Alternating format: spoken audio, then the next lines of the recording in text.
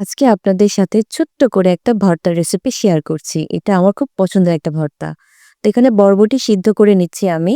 বরবটিটা ভালো করে সিদ্ধ করে এটা হচ্ছে তেলে কিছুক্ষণ ভেজে নিতে হবে।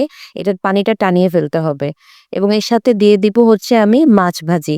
আমি আ আগেই মাছ ভেজে ভালো করে কাটা বেছে রেখে দিয়েছি। যেকোনো মাছ, রুই মাছ, তেলাপিয়া মাছ, যেকোনো মাছ আপনারা এখানে ইউজ করতে পারেন। পাঙ্গাস মাছও ব্যবহার করতে পারবেন। মাছটা ভালোভাবে ভেজে নিলেই হবে।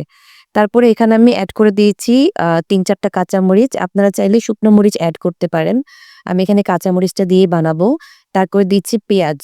এখানে দিয়ে দিলাম কিছু পেঁয়াজ। পেঁয়াজের পরিমাণটা আপনার টেস্টের উপর নির্ভর করে আরো বাড়িয়ে দিতে পারেন। তো এটা হচ্ছে ভালোভাবে একটু ভেজে নিতে হবে যেন পেঁয়াজটা একটু হালকা সেদ্ধ হয়ে যায়। এরপরে পাটায় বেটে নিলেই তৈরি হয়ে যাবে এই মজাদার ভর্তাটা। সাথে সরিষার তেল আর লাস্টে হচ্ছে একটু সরিষার তেল আর ধনেপাতা এড করে দিবেন।